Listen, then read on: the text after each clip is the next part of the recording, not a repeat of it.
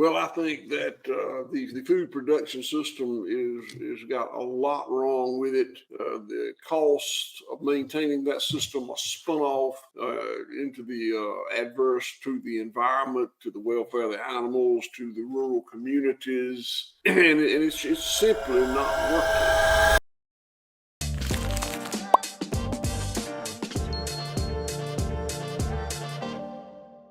All right, y'all. Welcome back to the Kevin Estopinal Show. We got a really interesting guest, y'all. I know we usually have a lot of financial people on here, but anytime I can get somebody from the farming world, from the agricultural world, y'all know I'm interested in buying raw land. But we got Mr. Will Harris, White Oaks pastor. Mr. Will Harris, how are you doing, sir? I'm good, Kevin. Thank you for having me on your show today. I appreciate it. Oh, yeah, the pleasure's all mine, Mr. Harris. And, like we were talking about earlier, I don't know what it is, but the whole health thing, the whole grass fed beef, the whole like actually reading labels in a grocery store, it just seems that like not just me, but a lot of my friend circles kind of into that. Now, you were born into, the farming world. You're like what, like a fifth or sixth generation farmer? I'm the fourth on this farm, and my Wow. daughters here are adult daughters of the fifth, and they got babies that are the sixth. No, that's incredible. So, I'm just learning a lot about, what regenerative farming is, but I didn't realize until maybe the last 2 years, how in danger our food supply is. Where would you kind of rank where we are as a country right now as far as, healthy food? Well, I think that the food production system is got a lot wrong with it. The cost of maintaining that system are spun off into the adverse to the environment, to the welfare of the animals, to the rural communities, and it's simply not working. Mhm. And we're not starving to death, but we're just producing food in a very damaging manner. Yeah, and you know what I noticed, because the area I live in, we do have, some small family farms, but what it seems is that this idea of feeding the world, meaning that anything good that we produce here, even in seafood, that we just import somewhere else, that whoever's willing to pay more, and then all the fake food that is used to feed the world comes here. So it feels like it's corporations versus, small family regenerative farmers like yourself. Do you feel like that's what's going on? I do, and the whole natural system is based on when all the cycles of nature are operating optimally. Mhm, Nature spins off an abundance, and that abundance is the only true wealth, and that's what we live on.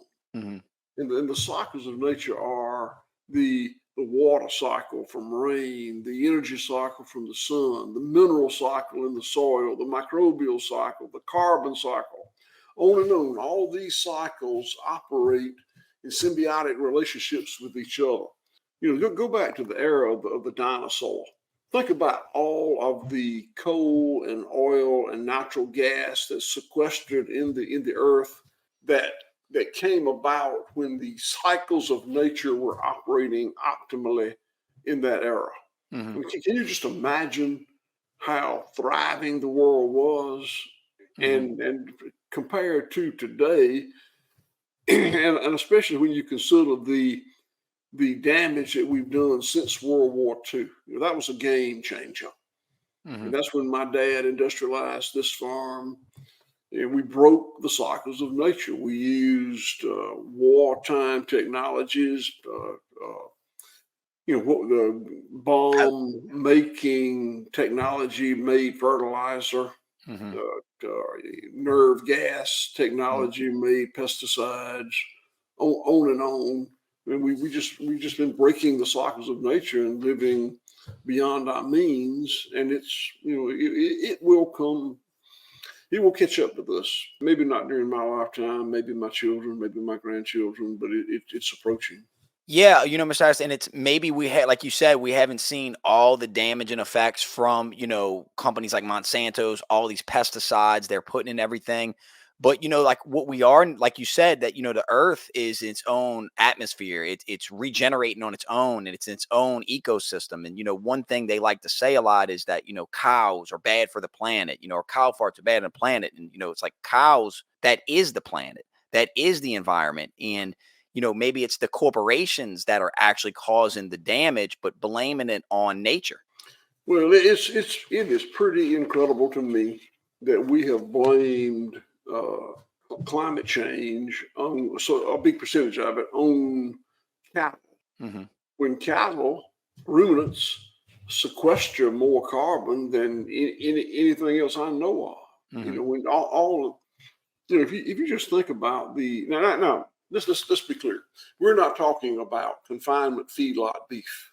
That's Hmm. not what we're talking about. We're talking about cattle raised out on the pasture. All the carbon that they put back up in the form of flatulence or whatnot came from up there. The Hmm. plant photosynthesized that carbon, CO2, carbon dioxide, or other form. The cow ate it, digested it, defecated. Some of it does go up as flatulence. It does, Hmm. right, admittedly. But some of it goes into the soil and is captured for some period of time in the soil. Carbon is meant to cycle. Hmm. Carbon is it's meant to go in its gaseous form and then come back down in the form of plant growth, manure. It's just a natural. It's the way it's supposed to be. Yeah, the whole idea of, this world of fake meat and, Mr. Will, I look at it like we live in what the richest, most powerful nation ever to exist. Yet why is most of our food, most of what you find in a grocery store, either one, fake artificial meat or is banned in whole other countries? So something's not making sense to me. I get it. It's all about profit. I understand that. I understand what they're saying, the whole climate narrative. I don't believe it, but how as a nation could we let this happen? Well, I think that that we have, especially in the last 80 years, gotten further and further from the land as a culture, Mhm. and today there's such a lack of understanding of how nature operates, the bounty of nature, what's out there for us. And let's also keep in mind that these misconceptions are done intentionally because there's a lot of profit in it. Mhm. There's simply more profit in manufacturing foods than there is in growing foods. Mhm. Yeah, and I've heard, I don't know if I saw it on your interview with Joe Rogan, I can't remember, but that the government actually subsidizes a lot of the, I guess, like the fast food or the fake food production. And then, then when you get into the fake meat production or, any of the new corporation farming, like what about their carbon emissions? Why do we never hear about that? Well, the if on our website Mhm. whiteoakpastures.com, there is a scientific study done by an environmental engineering firm called Qantas, and from Minneapolis, Minnesota. They're not an ag company; it's a scientific company that operates internationally, Mhm. and it showed it conclusively and scientifically that white oak pastures cattle operation is a carbon sink. We Mhm. literally bring more carbon from the atmosphere and put it in the soil than we put back up. Wow. And it's a very expensive study that was done here. It took a couple of years to do it. And, defense rest. There it Mhm. is. Yeah. Has the last couple years, is it harder to run a regenerative family farm? Like, is regulation or red tape, bureaucracy, is that something that is getting in the way? Has anything changed? Well, I don't think I'm being regulated out of business. No, no, I Mhm. would not say that to you.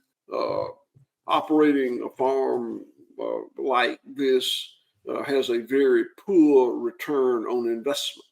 Mhm. Yeah, economically, a Harvard MBA would say, "Why would you do that? Why would you not find a higher rate of return for your assets?" And I get it, Mhm. but uh, I would say that the difficulty is economic. Mhm. I love what I do. I would not trade this experience that I've had for anything in the world. I am, as you pointed out earlier, I'm the fourth generation of my family to manage this particular piece of land, and my daughters would not have come back had I continued to farm industrially. I farmed very industrially for 20 years after I graduated from college. I Mhm. majored in animal science at the University of Georgia, learned how to be an industrial cattleman from my dad, who's an industrial cattleman, and then from the university. And that's the way I operated for years and was profitable. But my daughters would not have come back to that. They simply Mhm. wouldn't have, as so many of my neighbors' children have not come back to it. Mhm. But having made the change I made, the profits are not wonderful. The return on investment is poor, but it's a wonderful life, and we love it. Did you expect, 'cause I saw on your website, yeah, it had like a lot of your family was involved in the farm. Over the last couple years, did you expect them to come back when you did this? Like, was that their original goal to help Yeah, out with the farm, or did they have other passions or aspirations? it was, yeah. So my daughters, I would tell you, growing up, did not intend to come back and run this farm, and I didn't blame them, and I did not urge them to. Conversely, all I ever wanted to do was run this farm Hmm. industrially as my dad had. Hmm. That suited me. My daughters were different, and they would not have come back had I not changed the way I run the farm. And I didn't do it to bring them back. I did it for other reasons, but it did bring them back. And when they all of my daughters graduated from college, and I insisted they go somewhere else and do something else for a Hmm. while before they came back here. And two of the three chose to come back. One did not, which and that's also fine. Yeah, Mr. Harris, if you could, because it's just kind of weird. Like I was telling you, I'm on the whole grass-fed beef and steak. I that's taken up probably most of my diet, and I don't need to read any scientific studies. Like I know how I feel. I feel like your body talks to you. What is the difference between in the supermarket you see grass-fed beef and steak, or you see the grain fed or USDA? It just seems like the labeling is real confusing. Is there maybe a simple way to look at this? Like, what is the difference between grass fed and grain fed? Well, I can tell you how we do it, and that would be the best way to explain it. Okay. So, uh, the gestation of a cow is 283 days, a little longer than a person, and most calves are born in this country on grass, on pasture, because that's where the Hmm. mamas are carried. And they're usually weaned at 6 to 8 months of age. And my calves are turned back out on pasture and live their lives eating grass. Slaughter age is about 2 years of age, maybe a little more than that. So it's a slow process. If in the grain finishing model, which is 90% of what's done in this country, uh, after weaning, the animal is put into a confinement feedlot. In a confinement feedlot, there will be no grass or other plants growing because the confinement, the action of the animals walking on the ground prevent any plants from growing. And they're fed feed out of a trough, which is generally mostly corn and soy. Hmm. And it's an unnatural diet for a cow. Cows are ruminants. Ruminants are animals with four sections to their stomach, and they have evolved to live on cellulose, eating grass. When they eat a diet with a high concentration of grain, it's actually adverse to their digestive system. They do gain a lot of weight because it's like you eating a lot of sugar, Hmm. but it's contrary to the evolution of their digestive tract. And often they have to be given a lot of antibiotics to prevent them from either for getting well when they get sick or as a growth stimulant. There's something about antibiotics that causes ruminants to gain more weight quicker. Hmm. Often they're given hormone implants, and that's done as a pellet in the skin behind the ear. Really odd. And it's just like this would be similar to if you took steroids in order Hmm. to perform better physically.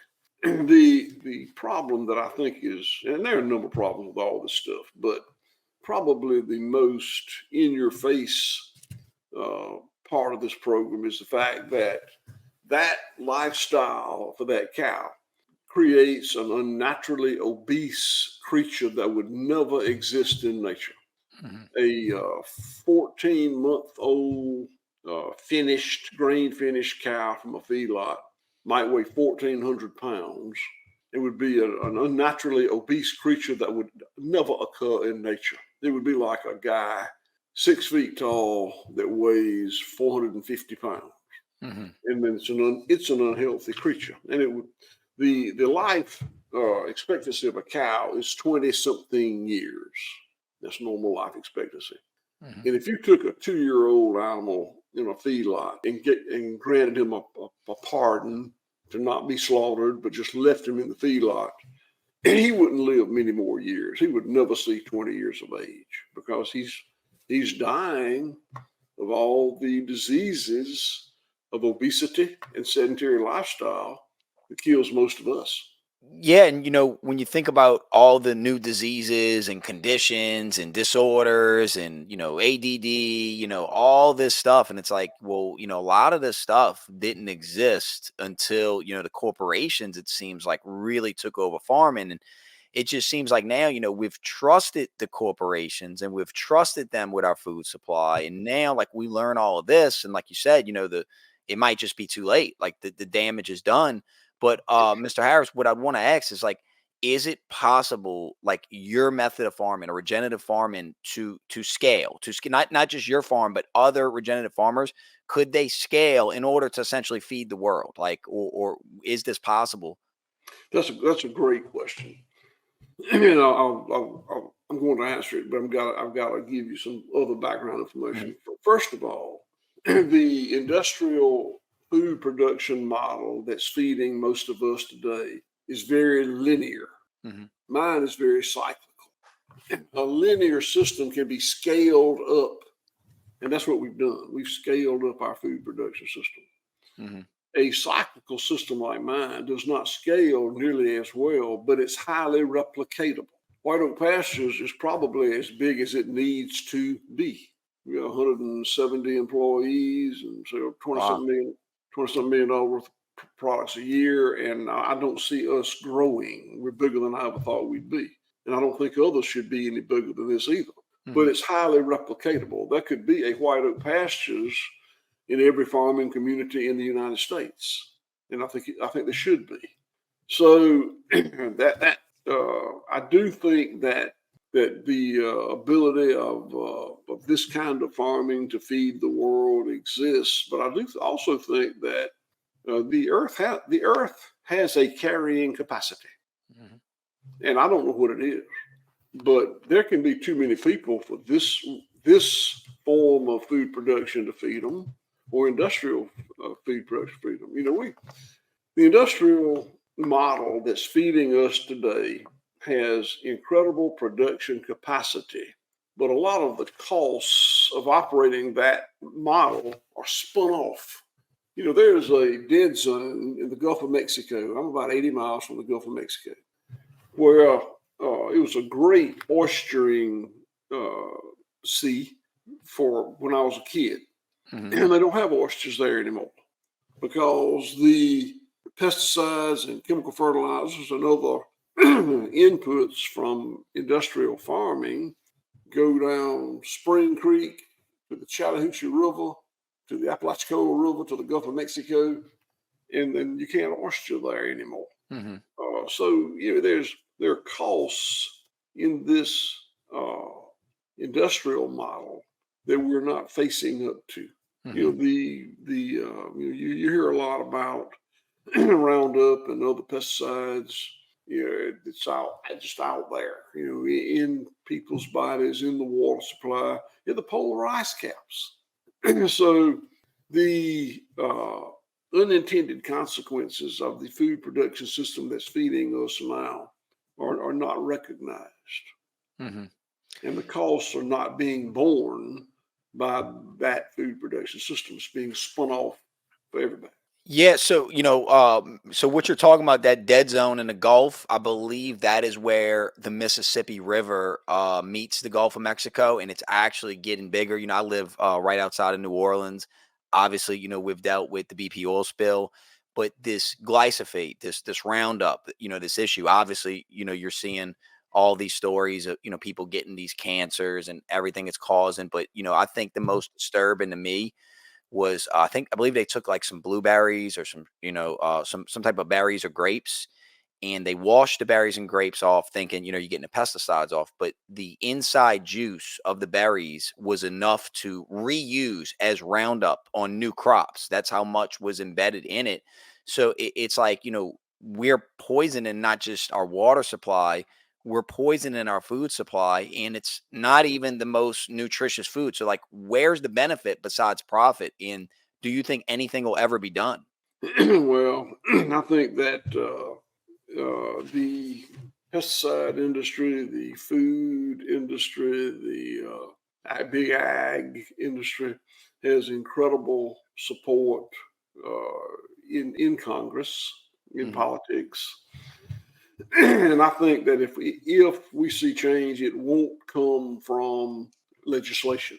Hmm. It won't come from regulation. It won't come from the land grant university system. I can give you a long list of where it won't come from because there's so much money involved. If we see meaningful change, it will be because consumers demand meaningful change. Hmm. And I worry about that because you and I both know there are a lot of poor people and people that can't afford they can't afford the cheap food that's on the shelf now. Hmm. And they really can't afford food that the cost of production is covered in the price of the food. Hmm. My beef and pork and lamb and poultry cost more than industrial. Really? And I'm unapologetic about that. Hmm. But I also am worried about people that can't afford it. I want them to eat too. I don't want anybody hungry. Hmm. And while I don't want them eating industrial food that I think is bad for them, I'd rather them have that than nothing. Hmm. So I'm a farmer. I know a lot about how to fix this food problem. I'm not an economist. I don't know how to fix that part of the problem, but it's an issue and it needs fixing. Yeah, I've kind of thought, imagine a world where our legislators in Congress was all farmers. And if you think about it, that's the way it used to be, that's the way Congress and the government was run. And Mr. Harris, one thing I noticed that kind of like always disturbs me, and like I'll catch myself in a grocery, grabbing something and then putting it back. And you know what I noticed? I don't think food said this a couple years ago. You ever notice on some of the food labels it says this food contains a bioengineered ingredient? And whenever I read that, I just really like think like, do I really need this? And most of the time the answer is no. So I don't get much from the grocery anymore, and it's kind of sad, you know what I'm saying? It's kind of sad, but I wish there was more farmers markets, more local farm to table operations like yourself, but it seems that y'all are a kind of a last of a dying breed. And sadly, Kevin, that those labels on those products at the grocery store Hmm. are very undependable. Hmm. I mean, you really can't tell what you're eating based on what that grocery label says. We had a major victory this week. Hmm. I'm very proud of this. But in 2015, they changed the rule on imported beef. Prior to that, if you bought beef and it said product of the USA, it was born, raised, and slaughtered in the USA. That makes Hmm. sense. Yeah. They changed the rule in 2015 so that if any value was added to the beef in this country, it was a product of the USA.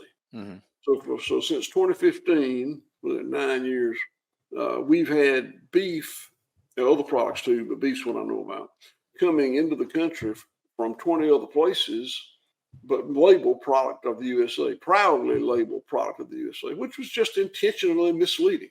But this week, shockingly, they changed that rule, but they gave them until January of 25, or no, yeah, 2026, a year and a half from now, Hmm. to to honor that new rule. So you just can't tell by the label. You simply can't. My My mother, who's been dead for a long time, believed that anything in the grocery store was fine, just fine. It wouldn't be in there if it weren't fine. My wife, who is 60 something, is a little more skeptical, but still buys pretty freely at the grocery store. Hmm. And my daughters, who are in their 30s, are very skeptical of anything, and they're the ones that are right. That thinking has evolved in the right direction. If you don't know something about the actual production of your food, you're probably being misled. Yeah, and I think you're right. What it comes down to is one, us doing stuff like this, y'all, I think are doing a great job at spreading that message. But like you said, it comes down to consumer demand. I'm assuming if y'all have that many employees, you kind of said y'all don't want to grow too much anymore. But, I'm noticing in grocery stores around here, it won't be a big section, but it'll be like a small section. It'll say grass fed beef. But then I didn't know that they now changed the labels. So that's crazy that they could slaughter and raise cattle in Brazil or something and then just bring it here, package it and stamp the, made in USA or USDA. They can just stamp that on there. That's crazy. If the law was changed that if value is added in this country, it's a product of the USA. Of course, if you package it, slice it, grind it, anything adds value to it, transport it. Hmm. So it's just intentionally misleading, and a lot of people have made a lot of money. When I was very early on in the grass-fed beef production business, and we had some really good years financially. I was very, very pleased with it. Exceeded my expectation. They changed that law, and we've had some very rough years. And we stayed in business, but people I like and care about weren't able to stay in business. It literally put them out of business. Hmm. And now it's changed back. So I'm hopeful that there'll be another generation that will be able to reestablish themselves. And I think about public school systems, and I think about the idea that if farming was a class, like if there was an elective, there's always electives you can choose. What if electives was farming, and the kids got to go to the farm, for an hour, 2 hours, help out, and then bring whatever they take from the farm, and they can eat that. That would, I think, expose people to farming. But do you think that farming is more of like a just a calling? Like, if you're meant to be it, you're just gonna be like a passion, like anything else, any other career? No, I mean I think that most people who are good at their careers are called to that career. I think Hmm. that if it's just a job, you're probably not going to be much better than average at it. So I don't Hmm. think farming is different. Uh, I do think that, and let me say this: we have a couple of things. Well, one is an internship program. We bring 6 interns into the farm onto the farm 4 times a year, 24 a year. And we don't take kids much. Most of the time, these are 20, 30, 40-year-old people that are looking for career change, and they're just wonderful people, and they make wonderful farmers, and it's just been it's one of the best things I've ever done. And we hire a lot of them. We wind up keeping a large percentage of them. But I do think that the educational system in agriculture is problematic. Yeah, I mentioned to you I went to the University of Georgia, and I learned genetics from a PhD in genetics that knew an incredible amount about genetics, but very little about other parts of the production field. I studied under nutritionalists that knew all about nutrition, but knew very little about the other side. On and on, plant pathology, all these specialists. You know the old saying, more and more about less and less to, all this know about very little. Yeah. That's the way that educational system works. Hmm. And I think it's flawed. Uh, I think that it's like watching a ball, running a farm with that kind of education, like watching a ball game through one board missing in the fence. You can't see the rest of what's going on. And farming is producing food, working with nature. I think that to do that, you need to know a little bit about many, many, many things, and not Hmm. you can't know too much about anything. And I think it Hmm. works like that. And you and I I went to college. I sent all my children graduated from college, and I have grandchildren now. I got 7 grandchildren, Wow. and I'll tell you, I'm not going to financially help any of them go to college unless there's a career path that is necessary for. If they want to be a doctor or a lawyer or a school teacher, then we'll go to college. Hmm. If they want to come back here and farm, I want them to go and spend a summer on 8 farms Hmm. that I think could teach them something. Hmm. And that's what we try to do. That's where we have the internship program to bring people in. And I'm just kind of curious, I didn't realize how large your operation has grown. It's very, I'm definitely very impressed, especially, if you're able to do it in a regenerative way. But what is some of y'all like top sellers? Is it just this grass-fed beef and steak, or is it other animals, or what else? What's some of the top sellers? Like where's the demand at right now? well, of course, when you slaughter a cow, you've got to sell the steak, and you've got to sell the roast, and you've got to sell the ground beef. So you've got to make it all work. But we raise cows, hogs, sheep, goats, rabbits, poultry, Hmm. plenty, vegetables. We've got 5,000 acres of land that's owned, leased, and managed. And in Georgia, where we get 50 something inches of rain a year, that's a lot of production. There's a Hmm. lot of stuff there. And then, of course, we're vertically integrated. We don't just raise them, we slaughter them, we process them. We have an oil fulfillment center. We've got a store. We've got an RV park. We've got a restaurant. We serve 3 meals a day, 7 days a week. And Wow. it's 15 miles from the next nearest restaurant. Hmm. And the same is true with our lodging. Bluffton, Georgia, very remote, and the population in Clay County, Georgia, has been shrinking every census since 1900. Hmm. And it was the poorest county in the United States of America in 2020. So it's a very special ecosystem and economy here. Hmm. No, that's impressive. Y'all able to build that. So y'all have a restaurant too on site, so people can come there and buy stuff at your general store, and then also go eat farm to table stuff at the restaurant. We do. We serve again 3 meals a day, 7 days a week, and Hmm. and it's I'm so I'll tell you this. So when I told you that 25 years ago, I was a very, very industrial farmer. Hmm.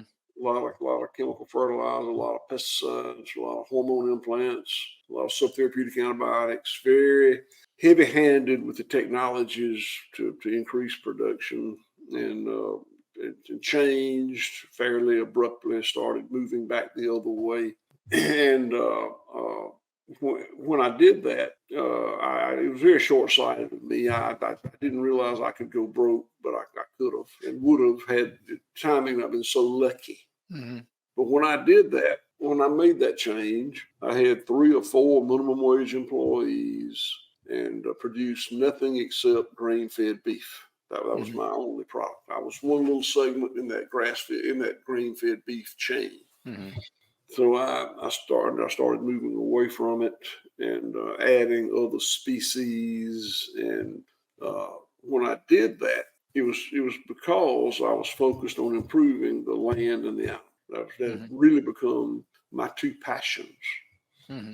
And there was no consideration at all on my part given to improving the economy of this impoverished little town because it had been perishing all my life, Hmm. and I didn't think I could do anything about that. And one day, but we were hiring people, adding other functionalities here, and things were getting better. I just wasn't noticing it. And I had a guest here, and he was standing in the middle of Bluffton, this little town I live in. That's where I am right now. He Hmm. said, "This is a nice little town," and I smiled and was waiting on the punchline, and he was serious. And for the first time, I looked around and said, "This is getting nice." And it became a real passion of mine. And that's Hmm. when we started really focusing on, sometimes investing more than we had to invest, but investing in the town. And I'm very pleased. Mhm. The impoverishment of rural America is a real function of this industrialization of agriculture. And you Mhm. don't have to be in the deep south. You can, in well, sure, and you're in the deep south too. But anywhere you are in this country, if you look around, not too far away, there is a town or many towns that were farming towns, villages, that the economy has just been nuked, and it's drying up, becoming a ghost town. Unless it's lucky enough to have a recreation component or mining or some other industry to fill in, the agricultural economy has not prospered in the last 50 years, probably more than that, since World War II. And Uh, and Mr. Harris, that's a lot of industries. Obviously farming, but you see through this globalism, so many industries getting shipped overseas for whether it's environmental regulations or cheap labor or whatever it is. So yeah, you're right. So many small town USA, were originally farm towns or Detroit, the auto towns, and it's just been decimated. It's been decimated, and here we are now, and that's really why I brought you on here, Mr. Harris, because I could see a world where we have more white oak pasture type, or not just for entrepreneurship, but for the health of the planet. It's the health of the planet and the world. well, I'll give you an example to Mhm. substantiate what you just said. So, this is a very break-even-ish business. We've got some debt, we've got a lot of equity, but it's very low return. It just doesn't make much money. Mhm. It's okay. We pay our bills, but the return on investment is just not very good at all. Mhm. But we spend $100,000 a week on payroll in the poorest county in the United States of America. Wow. And I'm really pleased at that. I wish I could pay my people more. I Mhm. can't afford to. We pay significantly over the county average, and I Mhm. wish it was more than that. But it is what I can afford to do, and it's okay. But it's so the I think the USDA says, you can look it up, but about 15 cents of every food dollar goes to the farmer. I think I'm Mhm. right about that. It's just, you see it come up all the time. It varies year to year. They reset it. Here, when I sell a dollar's worth of food to somebody, anybody, I get the whole dollar. Now, that doesn't, I told you it's not a profitable business. It's a very break-even-ish business. But what that means is I've got that dollar to spend locally. And I do, Mhm. $100,000 a week for labor, and Mhm. so on and so on and so on. So it's a it's a much better system for the animals. The welfare is much better. It's a Mhm. much better system for the land. I will talk more about that in a minute. Mhm. And it's a much better system for rural America. It's just as simple as that. Yeah, I agree. And what's the alternative? I mean, you see it, in the town I'm in. You got a line of cars to the highway at Popeyes, McDonald's, Wendy's, and that money's not technically staying in the community. So, what you've built, it's impressive. As an entrepreneur, I'm damn impressed. And obviously, I know it's hard. Farming's got to be, probably one of the hardest jobs in the world. But you brought up the land, and I did want you to kind of break that down to me in my brain, the way regenerative farming works. So you said, I think you said you have 5,000 acres. So you're moving the cows around to different areas. Is that kind of how it works, or? Yeah, so it's a little it's different components of the farm, but 2,000 of it is another subject altogether. It is solar voltaic arrays owned by a power company, Mhm. Silicon Ranch, wonderful people, and we have the contract to maintain the vegetation under those 2,000 acres of solar voltaic panel, and we do that with sheep, and they graze. We move them every day, and it's a really superior way of maintaining the land under a solar array. We're building organic matter. we The organic matter on my farm had gotten down to 1/2 of 1%. That's a dead mineral medium, about like you find in a parking lot. Mhm. Today, the land I've been farming holistically for 25 years is over 5%, from Hmm. 0.5 to 5, 10x. Wow. 1% carbon, I was 5% carbon. 1% carbon is 27,000 pounds of organic matter Hmm. per acre. 1% carbon, 1% organic matter will absorb a 1 inch rain event. Hmm. Well, my land will absorb a 5 inch rain event, and it used to absorb a half-inch rain event. Hmm. Far less water running off of it, far less erosion, just a much superior ecosystem. Yeah, and again, it's something that I'm not really too educated on. So, like the alternative, these commercial industrial farms, like, is it a scenario where they're over farming and then this land will no longer be good? Is that what is it? The pesticides or is it something else? Absolutely, the industrial farming using a lot of tillage, Mm, a lot of chemical fertilizer, a lot of pesticides is damaging to the land. hmm. It oxidizes the organic matter. It takes out the biological component, the living part of the soil. It's just damaging. And I did it. My dad did it. The same land that my great grandfather and grandfather cherished. My dad did it, and I did it, and we didn't know. We thought it Yeah. was fine. Hmm. I would have argued with you endlessly that Hmm. what I'm doing is fine, but then I, I figured out that it's not. Yeah. Yeah, no, it's same with Roundup. I remember, my parents using Roundup just in their garden and stuff. And now like I don't want anything to do with it. I don't want anything to do with Monsanto. So I try, like you said though, with the labeling, even at the grocery, you see organic or non-GMO, and it's like, well, it's full of glyphosate. It might be organic or not, but it's got that on it still. So it's like there might just be no escaping it. But with stories like yours, hopefully it grows. And so it's obviously the health of the planet, the health of the people, but like you said, you're stimulating what you said, the worst economy, one of the worst economies in the country. So here's the solution. Politicians might not want to hear it, but like you are the solution, Mr. Harris. Well, we're part of the solution. The Roundup, this is just anecdotally. I graduated from college in 1976, and Mm, Roundup was just becoming really common in the marketplace. And Monsanto hired a lot of young salesmen to sell Roundup and teach people how to use it and demonstrate how safe it was. And I can remember a Monsanto rep sticking his finger in a gallon jug of Roundup and putting it in his mouth to show how safe it was. And and I thought so too. I mean, I thought it mhm. was fine. I never did that. I never did that, but I sprayed Roundup for years, barefooted with no shirt on. I mean, it was. Oh. I mean, it was. I thought it was fine.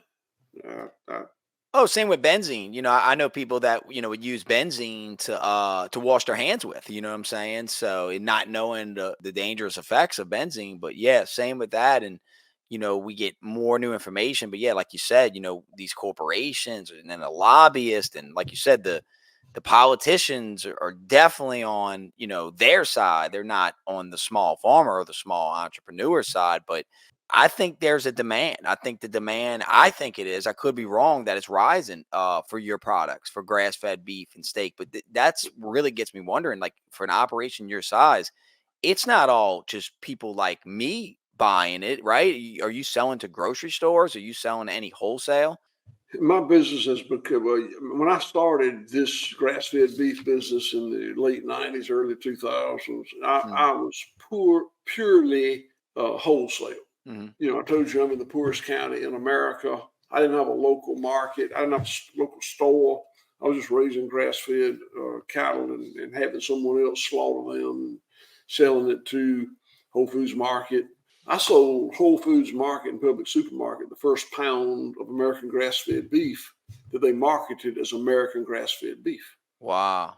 And then they bought all I had, and Mhm, we were doing. And we had some good years, mhm, uh, but that is changing.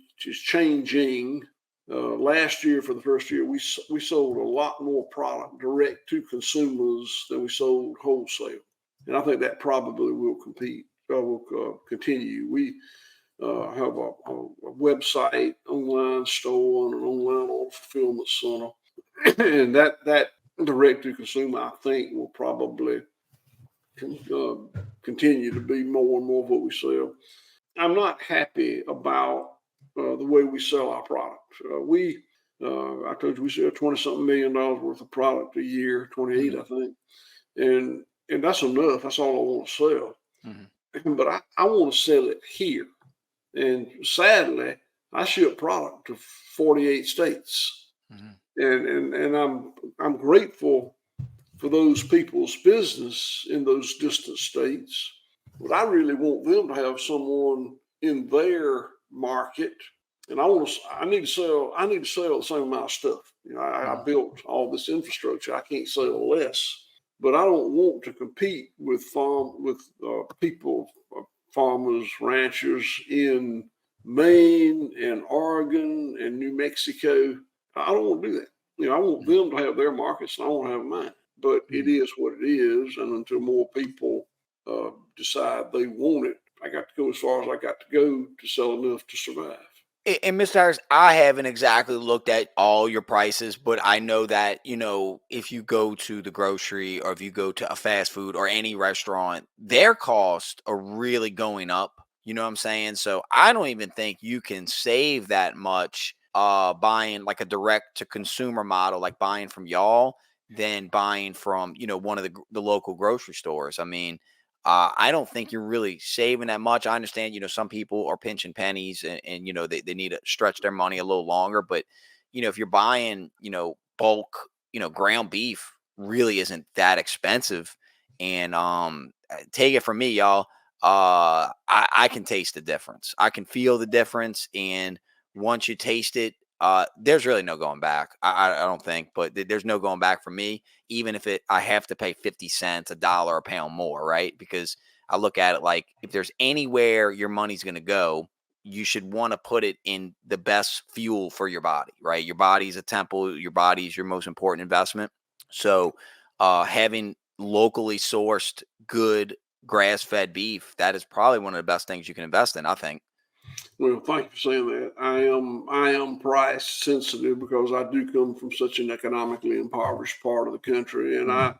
I want all my friends and neighbors and relatives to be able to buy our product. And the fact is that I have friends and neighbors and relatives that have to buy the cheapest thing they can find, and Mhm. it makes me sad. I wish I could solve that problem. We've done I think we solved a lot of problems in the field of animal welfare and the rural economy and environmental building back. But the economic side is outside my influence. Yeah, but you seem like you doing a lot better than a lot of people I know that have economics degrees and master's degrees in business. So, congrats again, Mr. Harris. And Mr. Harris, we are running out of time. Could you let my audience know, like, if they want to order something or check out your website? Where's a good place to find y'all? Yeah. So our website is whiteoakpastures.com, Hmm. www.whiteoakpastures.com. And I appreciate the business for anybody that does decide to buy from us, but I also appreciate it if you find another farmer in your territory that's doing the right things for the animals and the land and the community. I support that as well. So Hmm.